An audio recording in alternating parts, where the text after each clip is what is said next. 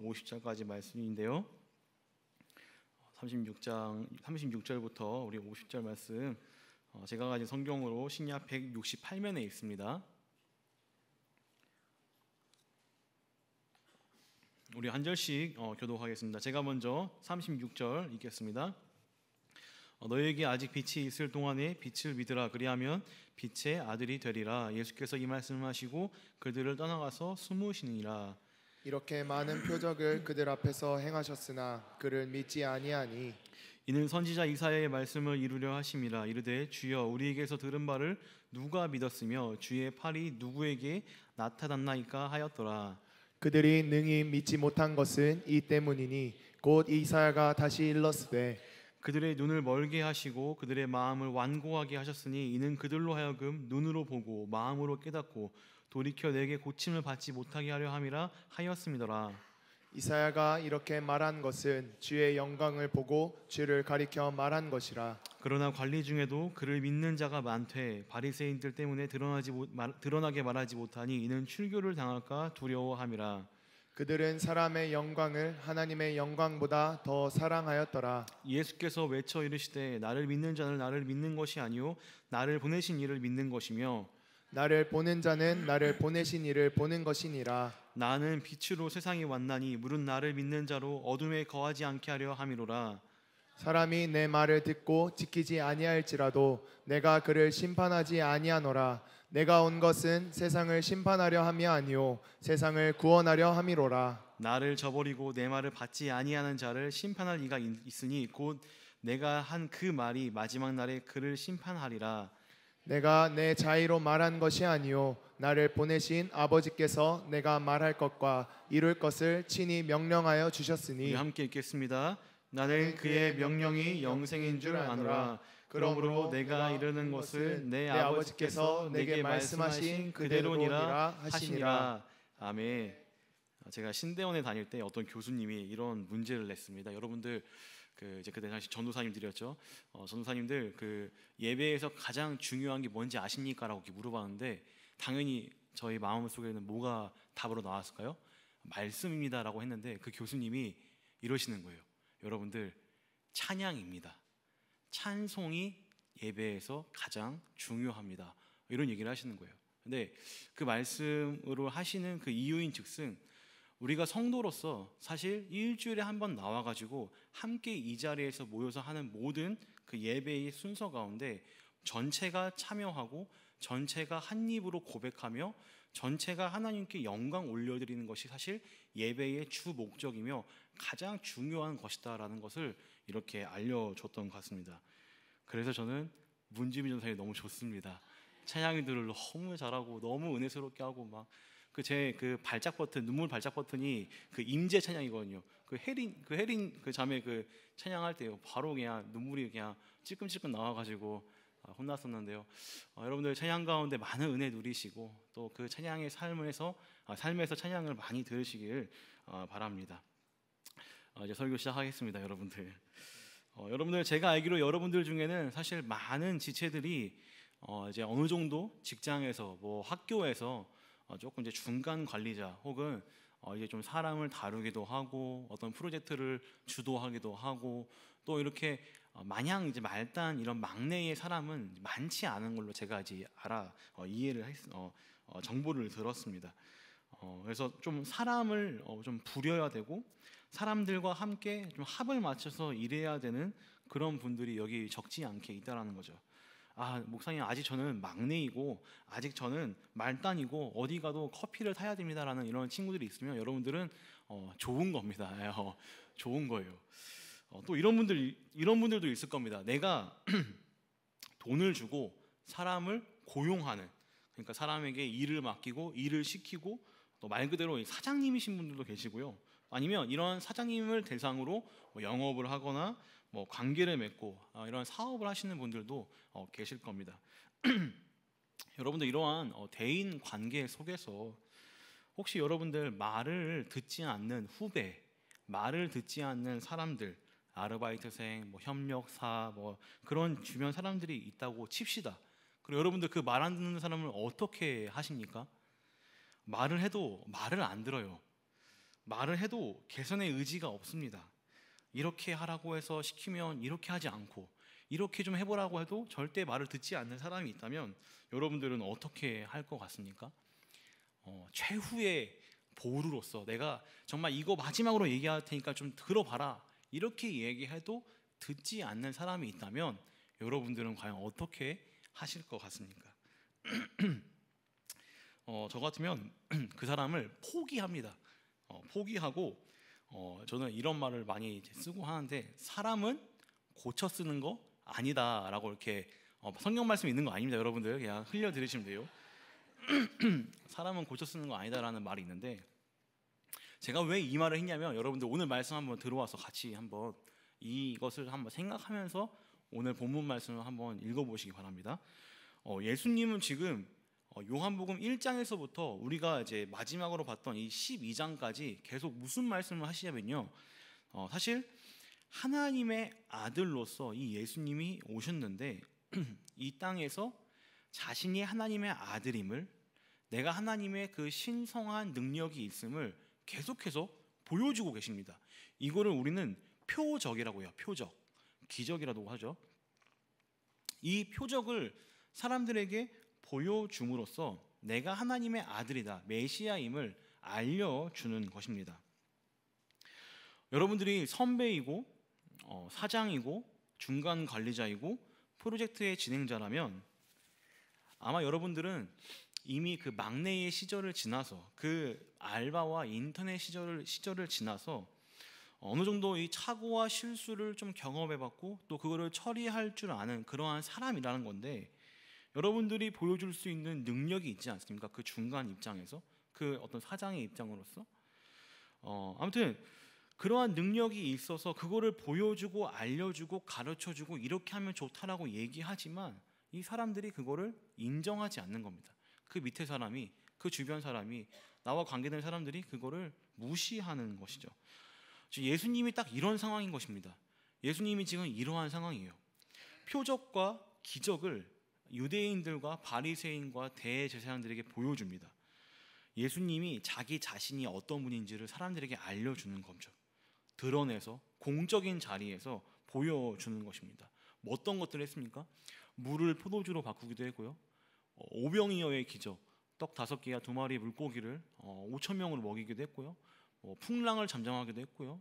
병든 자, 저는 자, 눈먼 자들을 고치기도 했고, 심지어 죽은 사람을 다시 살리기도 했던 그러한 예수님의 능력, 표적을 지금 요한복음에서 전반부에서 보여주고 있는 것이죠. 예수님은 자신이 하나님의 아들이시고 메시아이시고 그리스도임을 드러내고 밝히고 있습니다. 그런데 그럼에도 불구하고 이 주변 사람들이 믿지 않는 것이죠. 예수님은요, 이 표적만 보여준 것이 아닙니다. 이 기적만 보여준 것이 아닙니다. 예수님은 자신이 또한 여러 가지 말씀, 여러 가지 하늘의 그 놀라운 지식들을 사람들에게 들려주십니다. 말씀을 하신 거죠. 풀어주시고 비유로 알려주시고 이렇게 자세하게 설명해 주시고, 심지어 어떤 이들은 꾸짖으면서 알려주시기도 하고, 또 어떤 이들은 친절하게 여러 번 반복해서 알려주시기도 했고요. 어떤 사람은 밤에 몰래 찾아와가지고 예수님께 다가와 물어본 사람들에게 친절하게 얘기해주기도 했고, 우물가에 혼자 있는 그 어떤 한 사람에게도 친절하게 동일하게 알려주는 그러한 모습들을 우리는 말씀을 통해 볼 수 있습니다. 그럼에도 불구하고 유대인, 바리새인, 대제사장들은요, 그 말을 듣지 않습니다. 예수님의 말씀을 무시하고 귀 기울이지 않습니다. 오히려 그 예수님이 하고 있는 그 말에 어떤 신성 모독의 어떤 부분이 있는지, 어떤 자신이 믿는 그런 종교적 신념과 다른 것들이 있는지, 이것들을 꼬치꼬치 캐물으며 흠집 잡기를 하고 있는 게 그들의 모습이었던 것이죠. 그래서 이 예수님을 따르려는 자들에게는 오히려 그들을 배척하려고 하고 출교시키려고 하고 예수님에게로 가려고 하는 것들을 오히려 막아서는 그러한 모습이 바로 우리가 알고 있는 이 유대인 바리새인들의 모습이었습니다. 저는 지금 이 1장에서부터 12장까지 말씀을 제가 이렇게 좀 요약해서 얘기해주고 있는 겁니다. 사도 요한도 지금 이 12장 마지막 부분에 이 작업을 하고 있는 거예요. 예수님이 하셨던 사역을 마무리하면서 정리하면서 지금 유대인과 바리새인들에게 어떠한 사역들과 말씀들을 했는지를 설명하고 있는 것입니다. 즉 예수님은 표적을 보이시고 말씀을 하셨지만 그들이 믿지 않았다라는 것입니다. 그래서 요한복음 12장 44절에 예수님은 이렇게 얘기하시는데요. 어떻게 얘기하시죠? 예수께서 외쳐 이르시되, 여러분들 이 외쳐 이르시되가 어떻게 들리십니까? 이제 마지막으로 정말 너무나 말 안 듣는 그 사람들에게 마지막으로 하고 있는 그 외침이 바로 오늘 이 말씀이라는 것입니다. 저는 오늘 이 말씀을 좀 쉽게 전달하기 위해서 오늘 말씀에 등장하는 세 가지 부류의 사람들, 세 부류의 사람들을 좀 나눠봤습니다. 첫 번째는 예수님을 믿지 않는 사람들입니다. 두 번째는 예수님을 믿는 것 같지만 사람들의 눈치를 보는 사람들입니다. 마지막 세 번째는 예수님을 믿는 사람들입니다. 그러니까 믿지 않고 믿거나 갈팡질팡하고 있는 사람들, 세 가지 부류의 사람들로 나눠봤습니다. 예수님을 안 믿는 사람들은 누굽니까? 제가 아까 얘기했듯이 바리새인들, 대제사장들, 이런 사람들이 예수님을 믿지 않는 사람들이고, 또 그 갈팡질팡하고 있는 사람들은 누굽니까?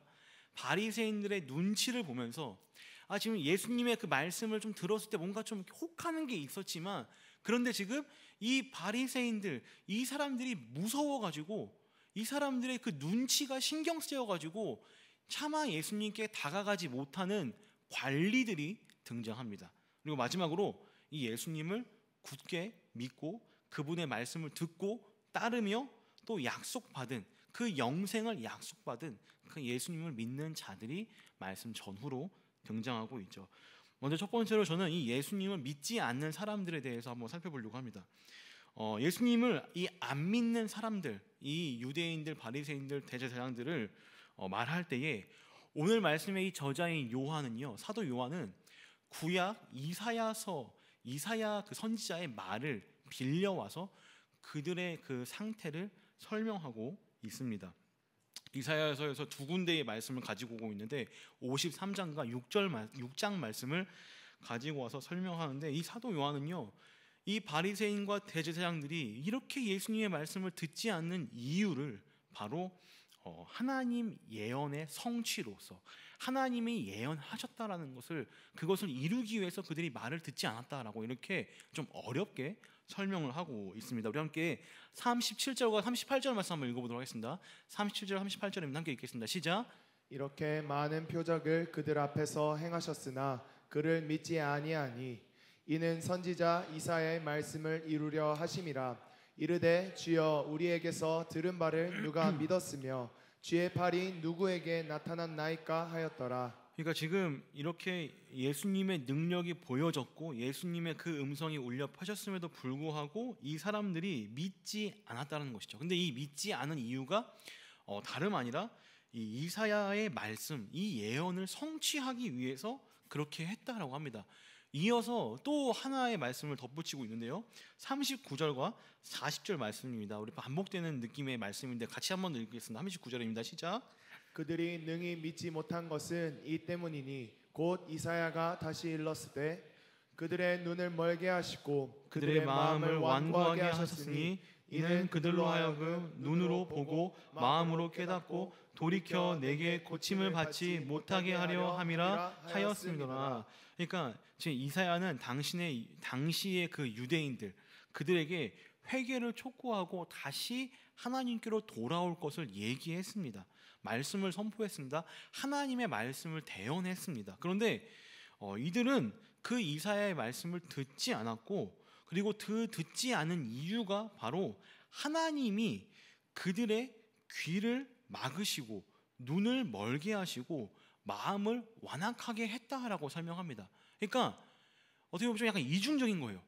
저들에게 선포합니다. 말씀합니다. 돌아오라고, 다시 회개하라고 이렇게 얘기하지만 또 한켠에서 그들이 그렇게 하지 않은 이유를 하나님께서 그들의 귀를 막고 눈을 멀게 하고 마음을 굳게 해서 완악하게 해서 돌아오지 못하게 했다라고 이렇게 설명을 하는 것이죠. 여러분들, 하나님은 왜 그렇게 하십니까? 왜 그렇게 그 유대인들의 마음을 굳게 하고 눈과 귀를 멀게 했습니까? 바로 그들을 심판하기 위해서, 그들의 죄 때문에 그들에게 그 심판을 주기 위해서 이렇게 그 죄값을 치르기 위해서다라고 이렇게 말씀은 이야기하고 있습니다. 죄인임을 말하고 있고 또 회개를 촉구하고 있고 복음을 전했음에도 불구하고 많은 사람들은 그 이사야의 말씀에 반응하지 않았습니다. 아주 소수의 사람이 돌아오고 아주 소수의 사람이 그 찔림을 받긴 했었지만 그 구약에 있는 그 하나님의 나라, 그 제사장 나라인 유다 백성들도 이 이사야의 말씀, 하나님의 대언자의 말씀을 듣고 하나님께로 돌아오지 않았음을 지금 이야기를 하고 있는 것이죠. 이것은 사실 하나님의 의중과 의도가 담긴 하나님의 계획이기도 합니다. 저들이 돌아오지 못하도록, 저들이 하나님께 돌아오면 하나님은 회개하면 받아주시는 그런 분이기 때문에 저들의 죄값을 치르게끔 저들의 눈과 귀가 막혀서 돌아오지 못하고 막아서고 있는 게 하나님이라는 겁니다. 우리는 생각하죠. 아니, 하나님이 그래도 되나? 아니, 우리가 알고 있는 하나님은 사랑의 하나님인데 왜 저들을 돌아오지 못하게 막으셨다는 것이지? 아니, 죄인들을 돌아오게끔 하는 것이 하나님의 역할 아닌가? 왜 하나님은 저들의 귀와 눈을 막아서 마음을 완악하게 해서 지금 구원을 베풀지 않는 것이지? 하나님이 그래도 되는 것인가라고 생각할 수 있습니다. 그런데 우리는 이 말씀만 본다면 마치 이 비유 많이 들어봤죠. 맹인이 큰 코끼리를 만집니다. 근데 이 어떤 맹인은 다리만 만져가지고 코끼리는 물컹물컹한 그러한 존재야.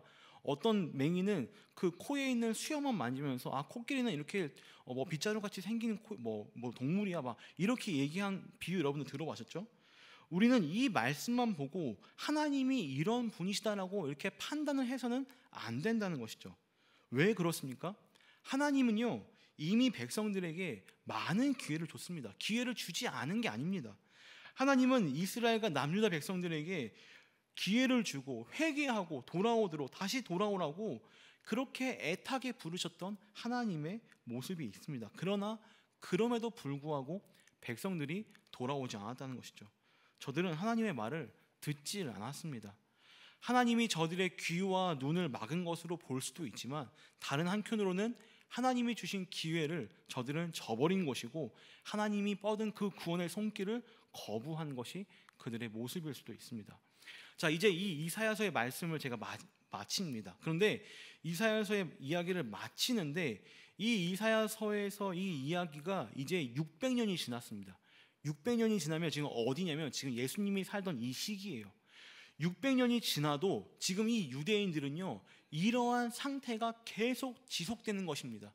하나님께로 돌아오지 않고 심지어 포로가 되어서 다시 끌려가고 개처럼 고생했던 일들이 그들 역사 가운데 있어도 하나님께 돌아오지 않는 그런 모습이 지금 600년 동안 유지되었던 것입니다. 그래서 지금 600년이 지나서 하나님의 아들이 진짜로 왔는데도 그분이 하나님의 능력으로 많은 표적을 보여주고 하늘의 문을 열어 그 복음의 그 놀라운 말씀을 들려주어도 저들은 지금 요지부동하고 있는 모습을 보여주고 있는 것이죠. 요한은 이러한 유대인들과 바리새인과 대제사장들을 보면서 이렇게 말했던 것입니다. 과거에 이사야가 말했던 것처럼 사람들이 저렇게 예수님을 배척하고 받아들이지 않고 믿지 않는 것은 하나님이 저들의 눈을 막은 것이다. 하나님이 저들의 귀를 덮은 것이다. 하나님이 저들의 마음을 완고하게 한 것이다라고 이렇게 설명하면서 이것이 이사야 예언의 성취다라고 설명을 하고 있습니다. 예수님을 거부했던 것이죠. 그래서 오히려 이제 이 복음은 누구에게로 돌아갑니까? 누구에게로 방향을 돌립니까? 이방인들, 여자들, 죄인과 세리들에게 찾아옵니다. 예수님은 그들과 어울리십니다.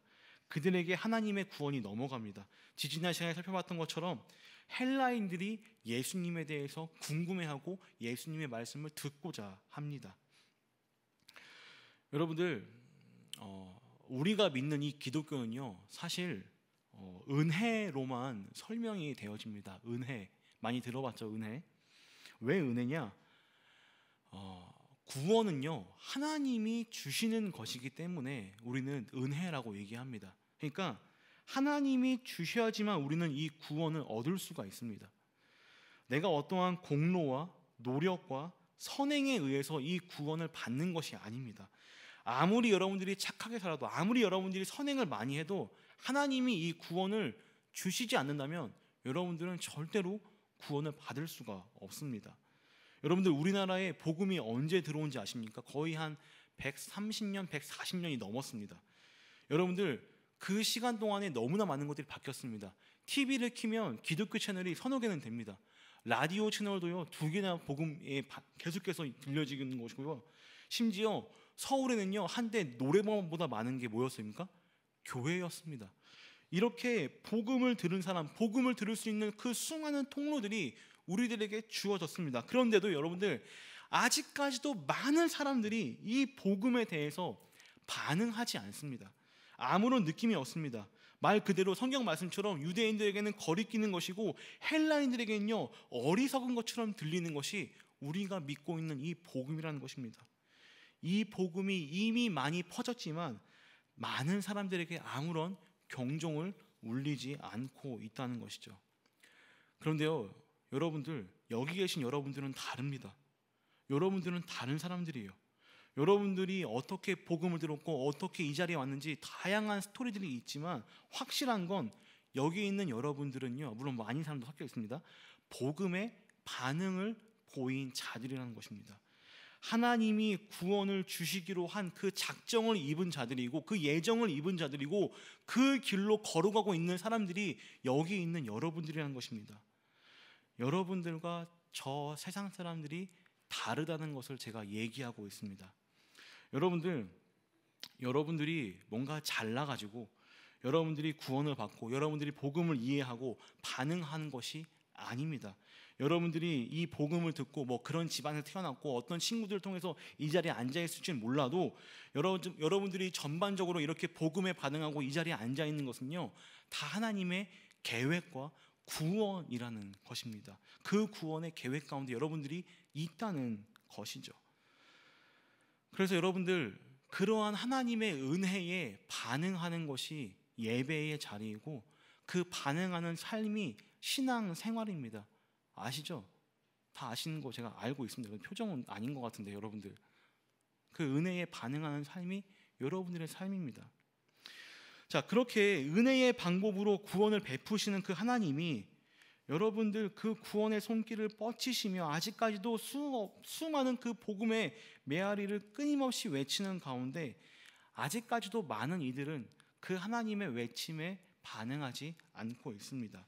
마치 우리를 구원하실 때 아무런 조건도 공로도 성향도 따지지 않고 주셨던 것처럼 하나님의 주권이 드러남과 동시에 우리는 그 이해할 수 없는 방법과 모습으로 이 자리에 앉아 있는 것처럼, 그러니까 하나님의 일하심과 우리의 그 실제적인 반응이 이 두 가지 측면이 섞여져서 여기에 여러분들이 있는 것처럼 지금 저 세상 사람들을 보면요, 이렇게 볼 수도 있습니다. 지금 저들은 복음을 거부하고 있지만 또 반대로는요, 하나님이 그들의 귀를 막으신 것입니다. 저들은 표적과 이적을 듣고 또 믿지 못하는 모습이 있지만 다른 한켠에서는요, 하나님이 저들의 마음을 완악하게 하신 것입니다. 말씀을 들어도 귀닫지 않는 모습, 그러한 복음에 반응하지 않는 모습들이 하나님이 저들의 눈과 귀를 멀게 해서 그렇게 하신 그 두 가지 측면이 있다라는 것을 제가 지금 설명하고 있는 것입니다.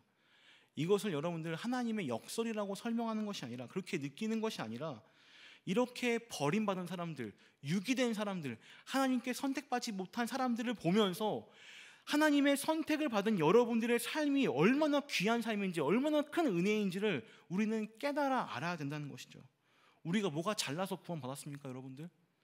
주님 보시기에 얼마나 우리가 깨끗하고 얼마나 의롭고 좋은 모습이 너무 많아서 여러분들 우리가 구원 받았습니까? 그렇지 않은 거 다 아시잖아요. 저와 여러분들이 어떠한 삶을 살고 있는지요. 물론 아직까지 그 복음을 듣지 못하거나 아니면 그 때가 되지 않아서 그런 사람들이 주변에 있기 때문에 우리가 계속해서 복음을 전파하고 또 제자 삼기를 애써야 되며 어둠에 있는 자들에게 그 복음의 빛을 비춰야 되는 것이 맞습니다만, 큰 틀에서 우리는 이러한 하나님의 놀라운 섭리와 구원과 예정을 이해해야 된다는 것입니다. 우리 하나님은요, 심판주이시기도 하지만 그분은 우리에게 구원자이시기도 합니다.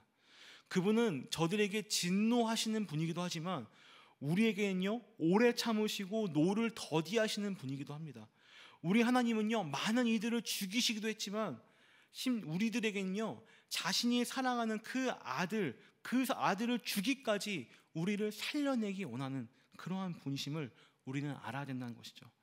오늘 말씀에서도 하나님은 저들의 눈을 멀게 하시고 귀를 먹게 하고 마음을 완고하게 하신 그러한 분이지만, 동시에 자신의 사랑을 어떻게 표현하고 있습니까?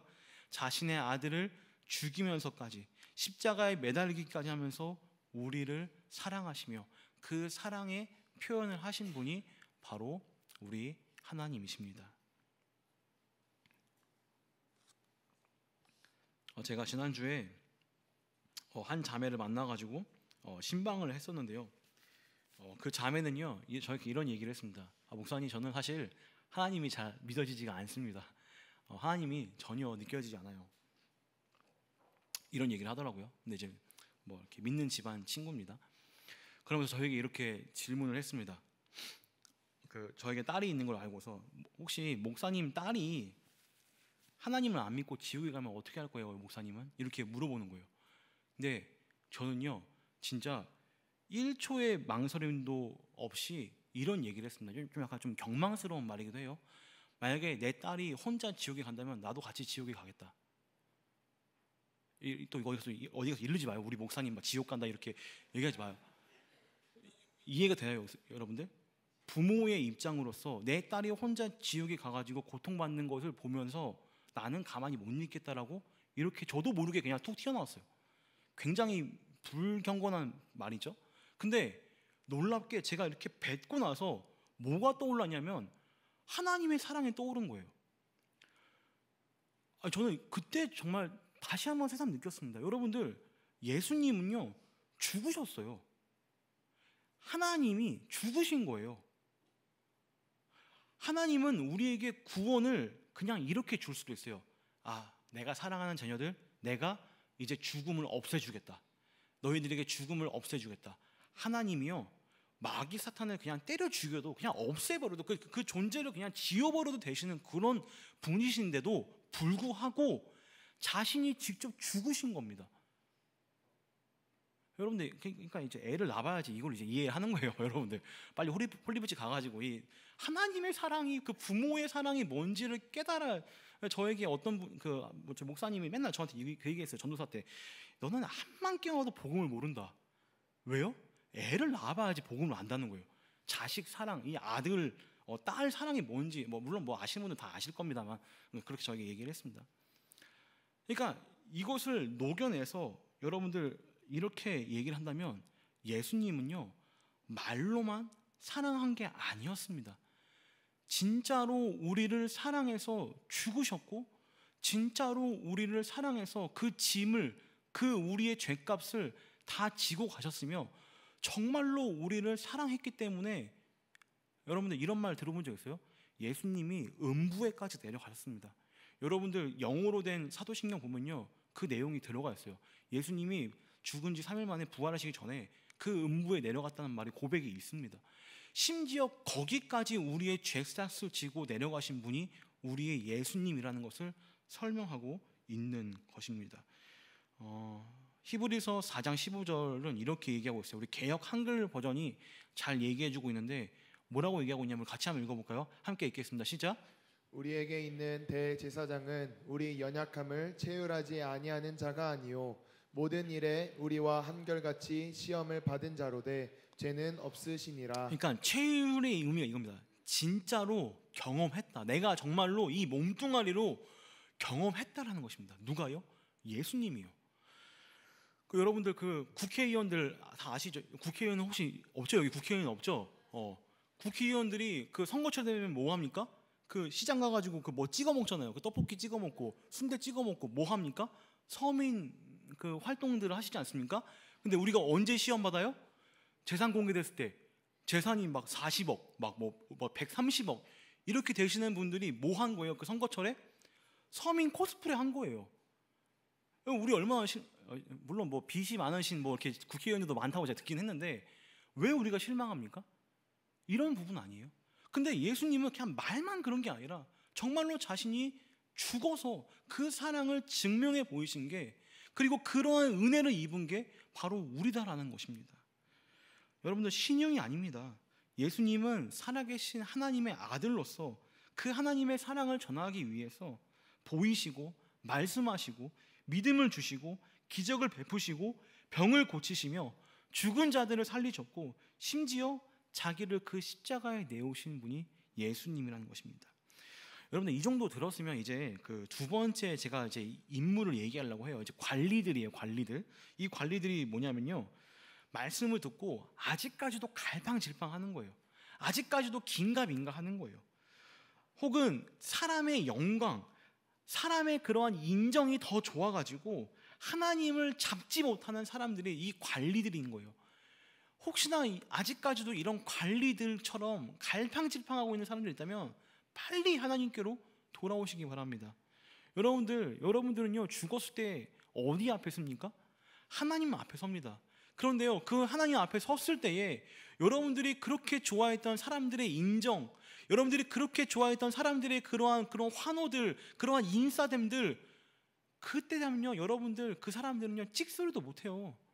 여러분들의 그런 인기를 얻으려고 했던 그런 것들요 아무 쓸데 없습니다.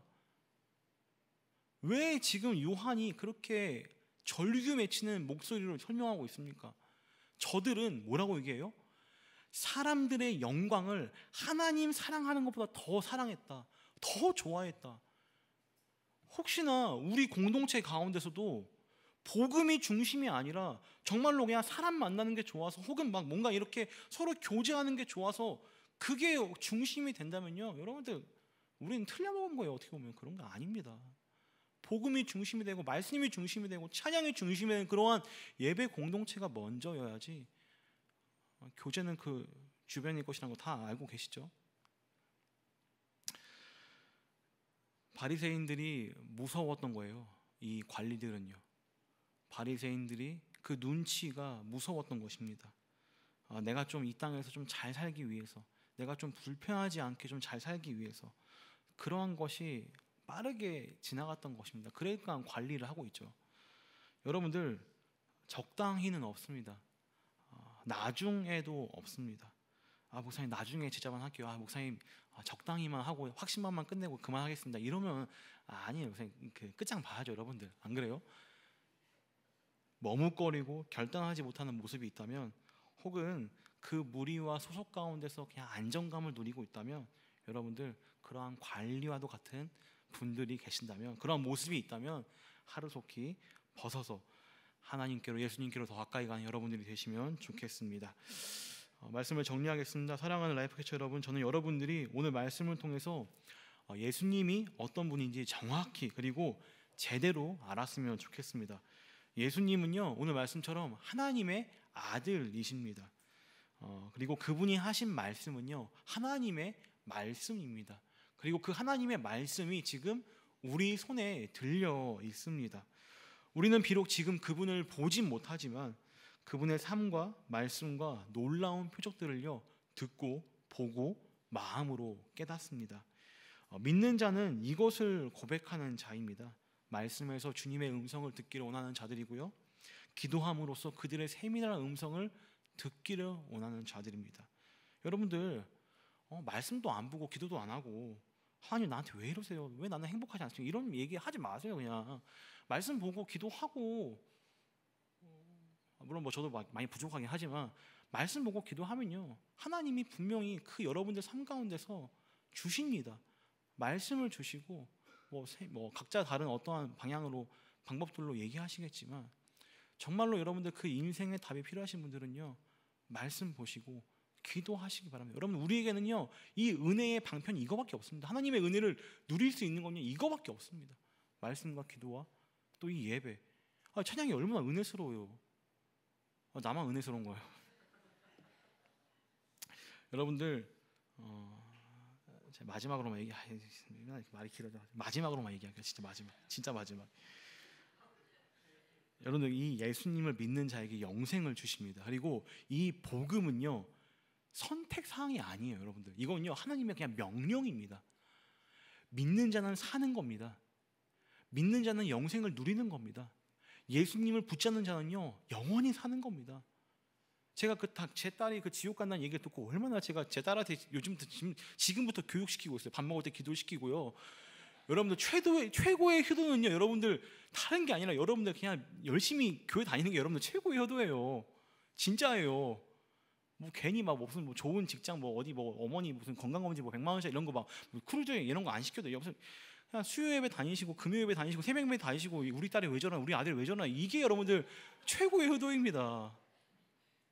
물론 뭐 믿는 사람들 같이 만나가지고 결혼하면 뭐 그 베스트이긴 하겠죠.